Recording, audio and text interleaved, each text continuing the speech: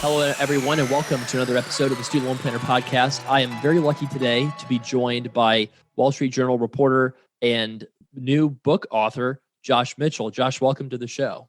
Sure, thanks. I'm really excited to talk to you about it.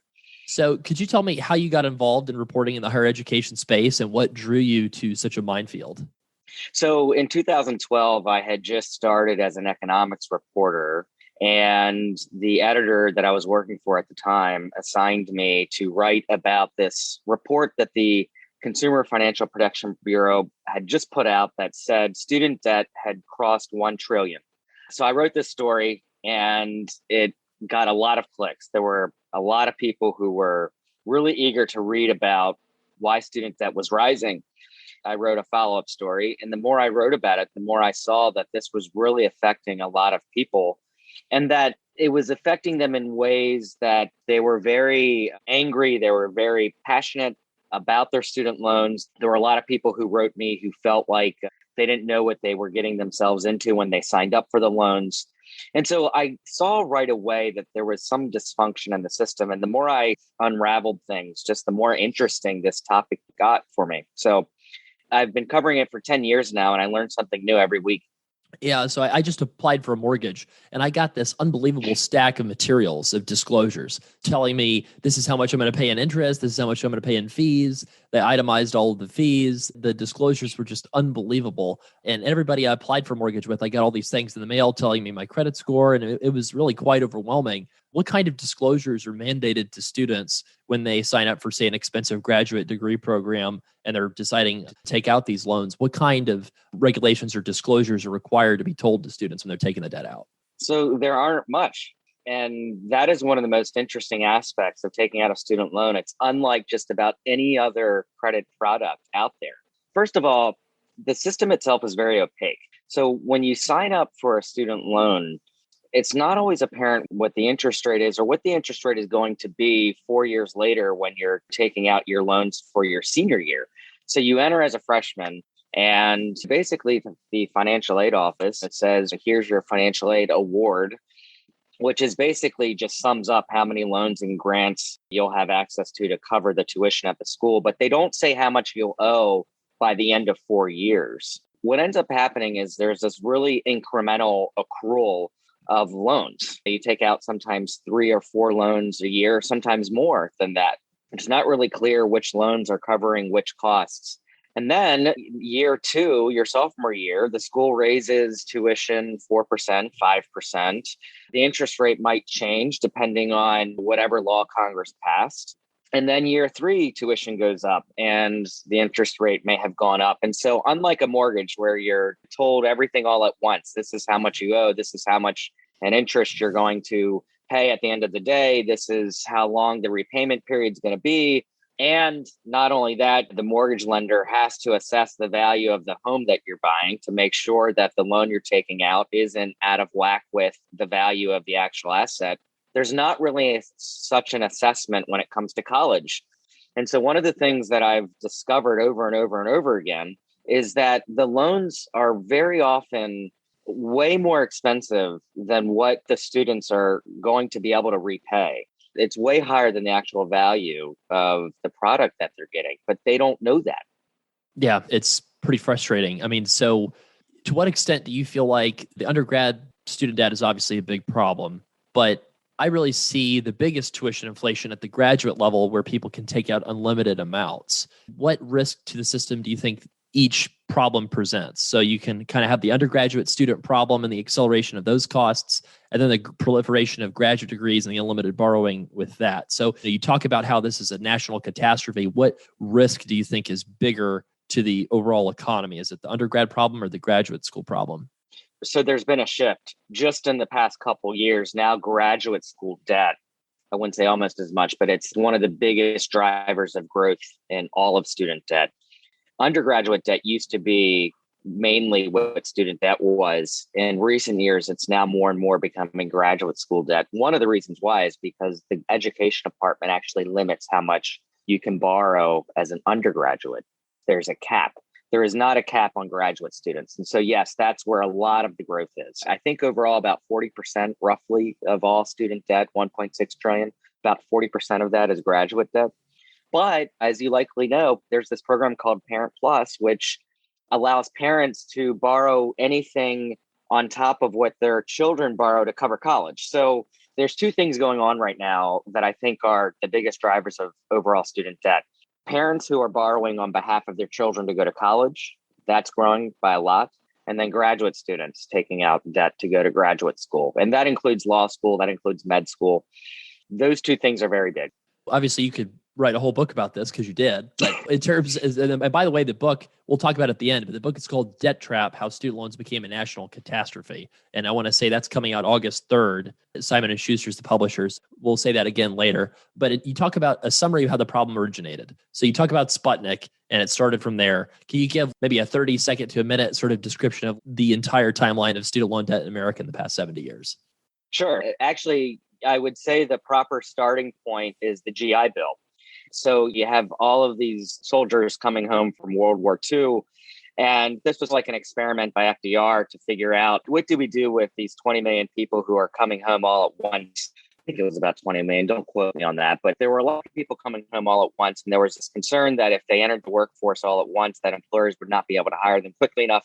Let's do something to give employers time to hire them. Oh, let's put them into college. And this actually was a really big deal because up until then, a lot of people couldn't afford college. So you had this surge in people going to college right after World War II. And then when they left, there was this big question, okay, so what happens now? We have this experiment essentially with free college. What about people after that surge who want to go to college? How do we finance that? And so there was this big fight, which is what we currently have. It was happening back then, which is, okay, do taxpayers cover college at large, or do we have students themselves pay for college? And that debate never got resolved until Sputnik.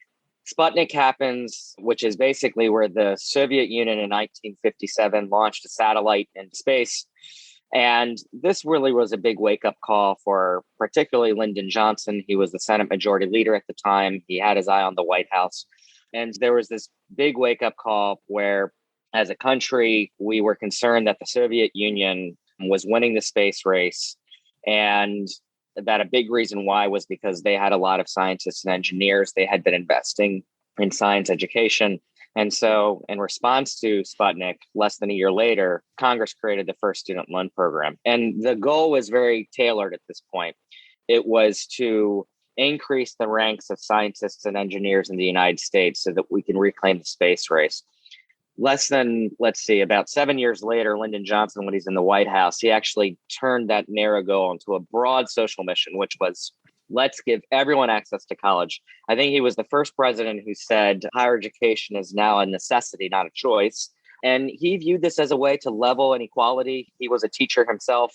And so the program very quickly went from a quick response to Sputnik and with this narrow goal of increasing the ranks of scientists to all of a sudden being this broad social mission where higher education was going to help solve this big societal ill of there were a lot of poor people and income inequality. He thought that it could do that. And it just grew from there.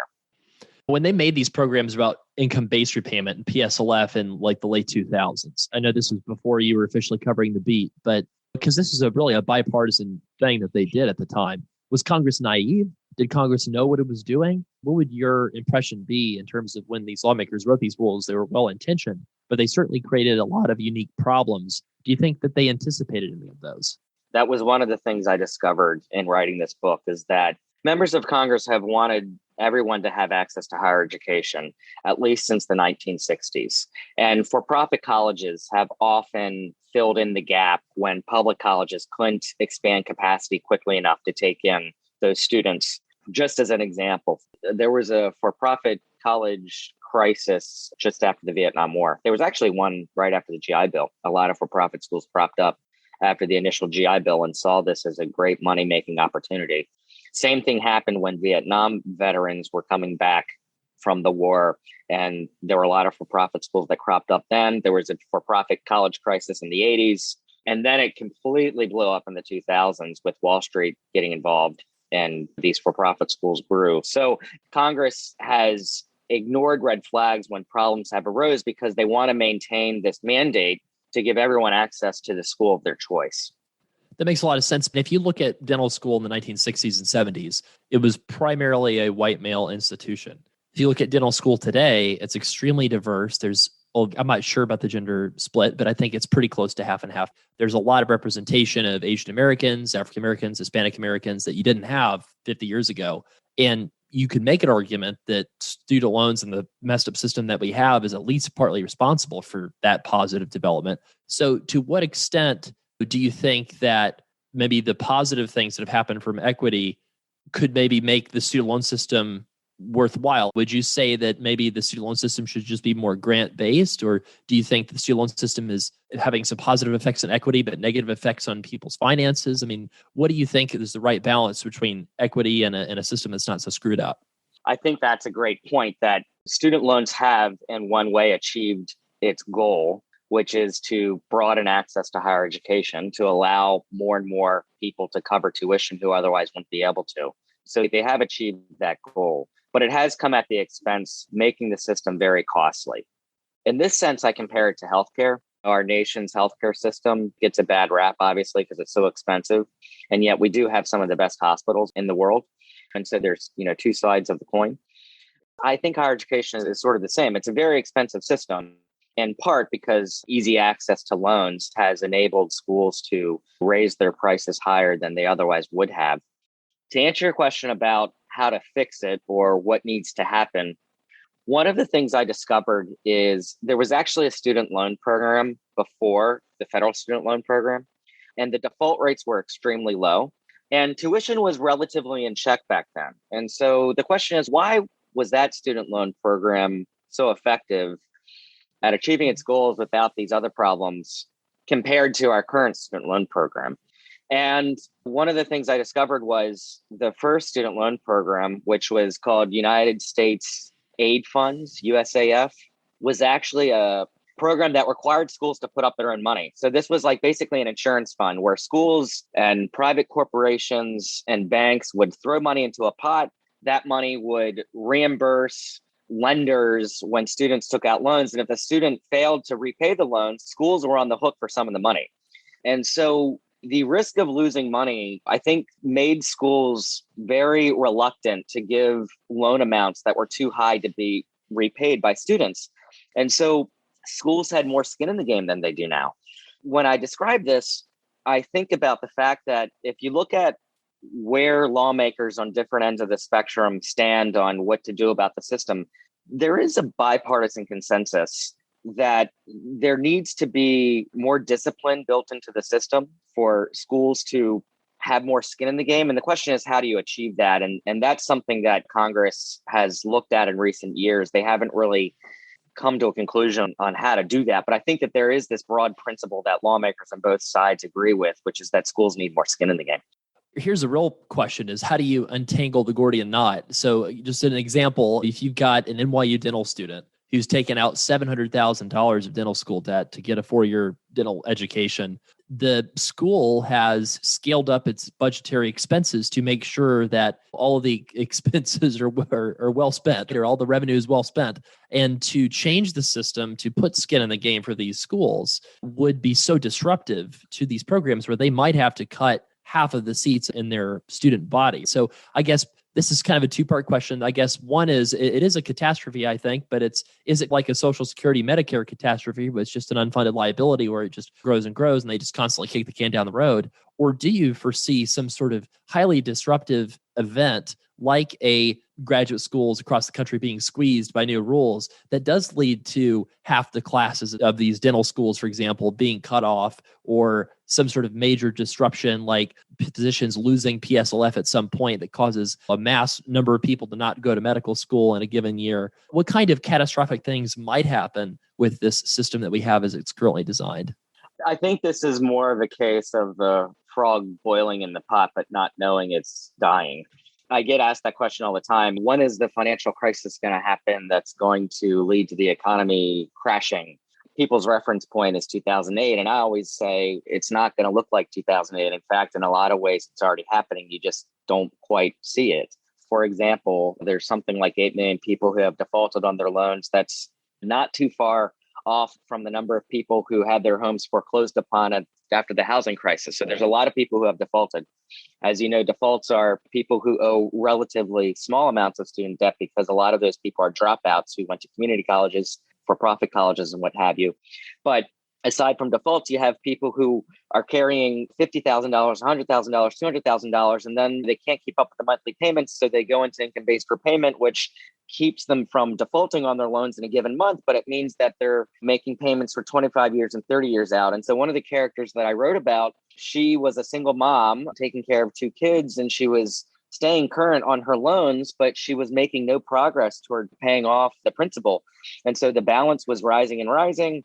She had to take forbearance because there was a personal crisis that happened. A tree fell on her house and she split from her husband. And there were life events that happened that prevented her from making payments for a year. So she goes into forbearance. The balance rises. And I say this because a lot of people will say, okay, well, like, how is that a crisis per se for the economy? And at the end of the day, she's in her 50s. She still owes $100,000 18 years later, and she's saved up barely anything for her to retire. And she didn't have any money saved up for her kids to go to college. So it's hard to see how individual cases like that affect the economy at large. But I think in the aggregate, if you think about it, you have a lot of money that people are devoting toward paying interests or paying off high levels of tuition that is not going toward down payments for houses or their own children's college education or their own retirement income. And those are things that are going to have a subtle but pernicious effect on the economy. It's just not going to be a crash. That, I think, is one of the biggest impacts. Yeah, well, it's sort of just the disruptive effects of if the system does change. Let's say that people finally realize the frog's boiled and you say, okay, now we really got to change the system. And so say, for example, in the Prosper Act, when the House Republicans in 2017 were considering that, they were going to have a date by which basically PSLF was over for anybody who started school on or after that date. I'm just curious if that would lead to way more people deciding not to go to medical school or whatever graduate program, say the rules were way more generous on this date or before and way less generous on this date or after. What kind of major disruptions that you might have in higher education? I would imagine there'd be a lot, but we just can't predict the future. Let me answer this with a story, because a lot of times I try to answer these big picture questions by talking to the people who are most involved in higher education, particularly the presidents of colleges. One of the guys I interviewed, his name is Stephen Joel Trachtenberg. He's been written about in prior books. He was the president of George Washington University in DC in the 1980s through early 2000s. And the reason why I interviewed him is because he has this reputation as being the priest of runaway tuition. I think that was a headline that appeared in Slate. Don't quote me on that. But basically, he was a pioneer in this concept of you raise tuition as high as you can, and students will still pay for it because they think the higher the tuition is, the higher quality the school. I asked him why he was raising prices so quickly. He said because he wanted to invest in his campus. He wanted to provide the highest quality education. That's expensive. He said, however, on the flip side, he also recognized that college and graduate school, higher education, is a very inefficient system if you're looking at it from an industry perspective. He said, what industry operates 4 days a week, 9 months of the year? In other words, there's a lot of capacity underutilization. And he said 4 days a week because Friday is where a lot of professors take off. A lot of students go out on Thursday night. They take maybe one class on Fridays. And so essentially, you're operating only 4 days of the week as a business, and then 9 months of the year for the most part. And so he said he recognized that his school could be way more efficient if they operated 7 days a week and 12 months of the year. And maybe students could leave within 3 years rather than 4. And that would save them money and everything would be more efficient. And so he had this proposal to move to a 7-day-a-week, 12-month-a-year academic year. And very quickly, professors overruled him and the faculty senate killed the proposal without even bringing it up for a vote. And when you say, would schools be forced to close? Would there be this like big crash in higher education? Maybe. Or the other possibility is they'll be forced to become more efficient after resisting years and years of doing so. So do you see it as a reporter, people lobbying effectively and getting everything that they want with the student loan system. So one example that comes to mind is it seems like the American Medical Association or people advocating on behalf of physicians did a really excellent job the last time the rules were written, getting residencies and getting that just broad physician employment for the most part included in the definition of what would count for a public service eligible job. Whereas other people that are involved in public service, such as dentists or veterinarians, got excluded from that definition. What kind of things do you think that we will see in the future with lobbying for certain kinds of higher education policies that favor one group over another? Yeah, it's interesting. I've come to see the student loan program as just like the tax code. It becomes an opportunity for all these interest groups to lobby for their own carve outs. And public service loan forgiveness, for example, the original intent was to incentivize people to become public defenders in these rural areas that couldn't draw lawyers because no one wanted to live in a rural area and they wanted to go to these big law firms. So let's pay off their student debts so that they would move to these areas that really needed public defenders. And instead, the way that they wrote the law, it now applies to basically any nonprofit worker anywhere. That includes Johns Hopkins in a really urban area, which pays their employees well.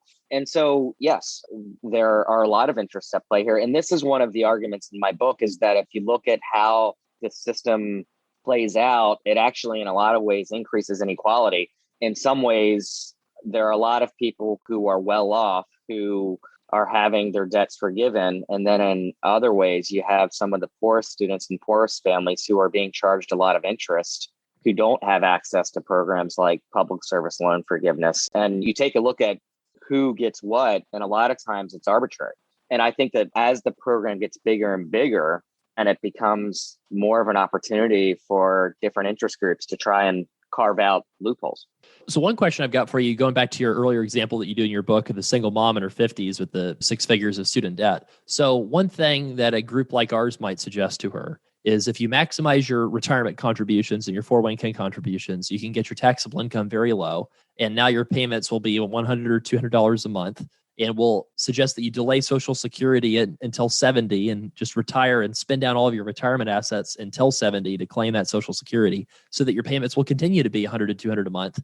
And then 25 years in, you will likely be insolvent and that debt will be forgiven tax-free. So essentially, she's getting her debt canceled just in slow motion. So I guess what would be the difference between canceling debt up front for people like that who have no hope of paying it back versus that kind of a person working with a group like ours that's going to very efficiently get that payment down to a very small amount of money and transfer that cost onto the system anyway? Like, what is the difference between those two outcomes, do you think? Well, first of all, it depends on if they know about groups like you and if they have access to that information. Now, I can tell you one of the reasons why I profiled her was because I was raised by a single mom of 2 kids. I have a twin, and so he and I were raised by a single mom. She was a secretary like the woman that I profile in my book. She didn't earn a lot. The woman I profile in my book was a secretary who went on to college and then graduate school to become a psychologist, and she took on $120,000 in debt. My mom never went to college, but she grew up in Eastern Pennsylvania, just like this woman. And when you're raised in a childhood like that by a mother like that, I saw up front that my mom just wasn't aware that there are people like you who could provide financial advice, who can help her make the proper decisions to benefit her financially in the long run. And so what ends up happening in the case of the woman that I profiled is she turns to Sally Mae, her loan servicer, and said, look, I'm in a bind.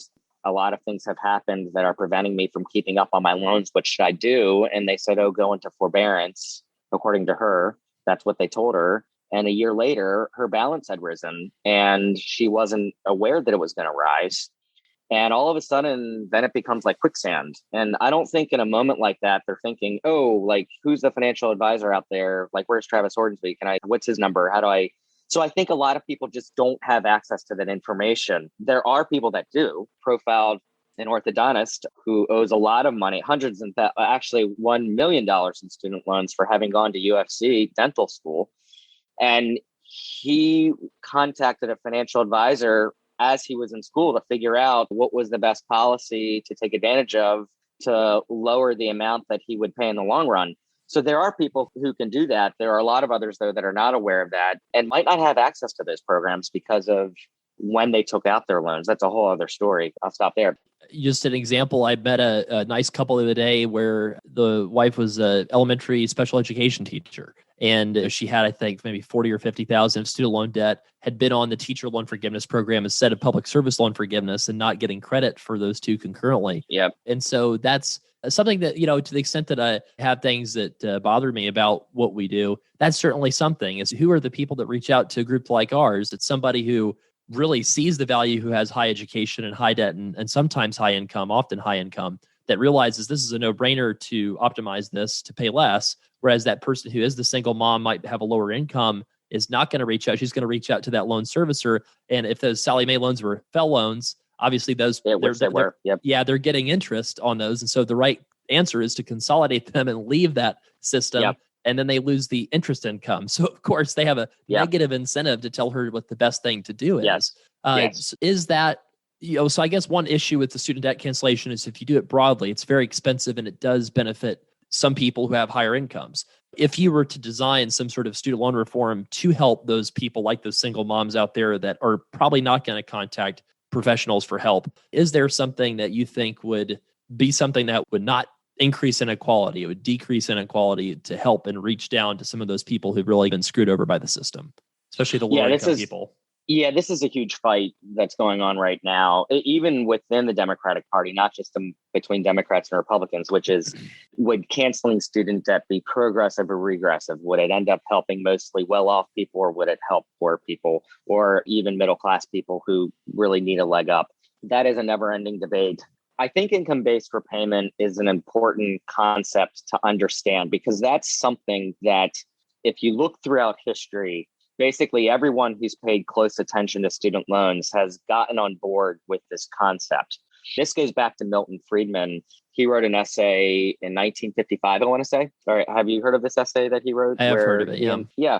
And so this was when the whole idea of a federal student loan program started to be discussed. And this was several years before Sputnik, but he basically said, okay, yes, there is a role for the government to play in kickstarting the student loan market. However, be very careful about how you set the payments, because there is so much variation in how much college students will earn once they're out of college that if you just give someone a flat monthly payment, some people will be able to pay it off, but others won't, because some people might land a highly paid job in one profession and then others might not. And so you're going to have a lot of people defaulting. This is a concept that has been discussed throughout time, this idea that it's more efficient and it's safer from the student's perspective to set their monthly payments as a share of their income, so that whatever their income is, the monthly payments is always commensurate with that.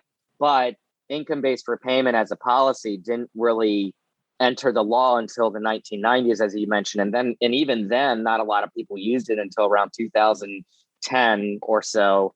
And so I think there are a lot of people who say, look, income-based repayment makes a lot of sense, but the way it's currently designed, there's a lot of flaws with it. And that's what I think one of the big debates is right now is, how do you make income-based repayment more efficient and more effective from the student's perspective without encouraging schools to merely increase their prices more? And there's a lot of ideas on how to do that, but there isn't really a consensus. Makes sense. I mean, they're doing the new negotiated rulemaking process now, which could potentially result in a new income-based repayment program. Mm-hmm. And with all of the benefits that people currently get from programs like Pay and Repay, interest subsidies, filing their taxes separately, it seems unlikely that the new program would wipe out all the old programs. So I don't know if you can share any insight, certainly things that are not confidential stories you're working on, but any kind of thoughts on what the next, say, year or two of higher ed policy might look like? Do you think they make a new income-based program, or do you think they try to throw out the old ones, or any predictions? It's hard to tell, because as President Biden is still saying he's open to the idea of canceling at least some student debt, whether that's $10,000 or more. And so his administration says that they're still looking at that. And it's hard to tell what they're going to do with policy until the administration or Congress decides on canceling student debt. I wrote a story recently, and I think that this will become a bigger issue as policymakers decide what to do over the long term. but it really is becoming a big cost from a taxpayer's perspective. If you just look at how much money the program is costing on paper, it's growing. And so I think that the impetus for longer term reforms will grow as those costs grow. And if you simply expand access to student loan forgiveness without addressing the underlying drivers of cost increases, the problem will likely get worse, at least from a taxpayer's perspective. And this is the danger of where it could look more and more like healthcare. I compare proposals of student loan forgiveness to the healthcare discussions that were happening in 2008. It was the same thing where you had households that were increasingly being impacted by higher healthcare costs. And the big debate within the Obama administration at the time was, do we increase insurance to defray the cost to households, or do we do something that creates more systemic reform to really bring the cost of medical care under control? Those were sort of two competing things. And they went with basically providing more insurance, but not doing as much as some people wanted within the Obama administration about how to do the underlying cost drivers. And I think that's a similar debate that's facing the Biden administration right now, which is, do you help borrowers now by canceling their debt? Or do you do things that over the longer term will really bring the cost drivers under control? And the focus has been right now on canceling debt. But the big question is, okay, you cancel debt now. What happens to people who take out loans next fall? So it's hard to tell where things are going to be headed. The rulemaking hasn't started yet, but I would imagine that these bigger, more existential issues are coming to the fore. Just sitting here, just like watching a train wreck in slow motion, right? The Fed Loan Servicing recently came out and said it's not interested in expanding its contract past December 2021. Who knows if that's just a negotiating ploy to maybe extract a massive payment out of Department of Ed because they have so much leverage. But in the short run, what the heck happens with student loan servicing, right? Because if you have Fed loan go away, the only other group that I can think of that could take over that job in a hurry would be maybe Mohila, because they use the same Compass payment software, and AES, which is a subsidiary of the group that owns Fed Loan, is the backup servicer to Mohila. And if you look at the ratings that consumers give Mohila, the ratings are also pretty poor. And you're starting repayments again for 42 million people. Now, on a scale of 1 to 10, what kind of train wreck do you foresee the next year or two being with student loan policy in terms of the student loan borrower? It depends on how you define train wreck. From the student's perspective, they're in a good spot right now because a lot of people with student loans have gone almost a year and a half without making payments. They may get another 3 months. So we're now talking about almost 2 years of no payments and interest being waived on those loans. So from households' perspective, this pandemic has helped a lot of households get a leg up on their student loans based on what Congress passed. Now, I think the tricky part is, how does the government turn that system back on? The servicers are obviously a big part of that. It's tricky because if you talk to a lot of people who are close to the servicing industry, they will say that the government is really trying to do this on the cheap, and that if they really want to help the servicers do a more effective job, the government's going to have to pay them more. At the same time, the servicers haven't really had to do anything for the past year and a half because they haven't had to get anyone's payments. So you do wonder, where is all the money that the government's been paying them? Where is that going to over the past year and a half? So I do think that there could be a mess if the government tries to restart these loans, particularly with a lot of people having moved. I don't know about you, but like a lot of my friends have moved around from state to state during this pandemic. And so it might be hard to reach them.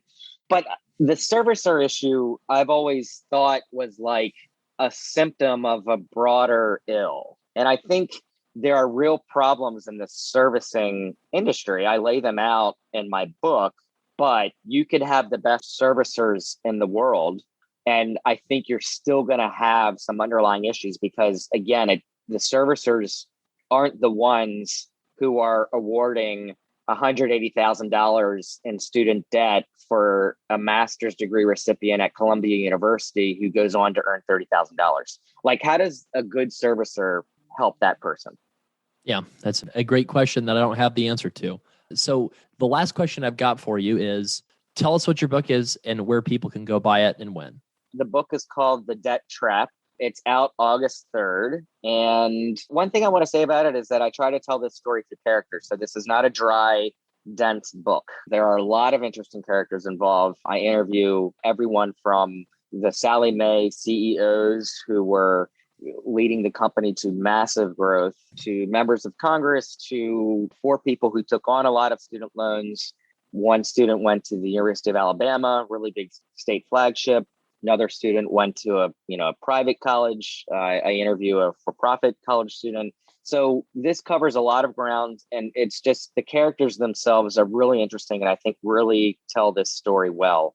Out August 3rd, and you can choose which outlet you want to buy it from, whether it's Amazon or your local bookstore, but it's bit.ly, so bit.ly/debttrapbook, bit.ly/debttrapbook. And I'd be really excited for you to buy it.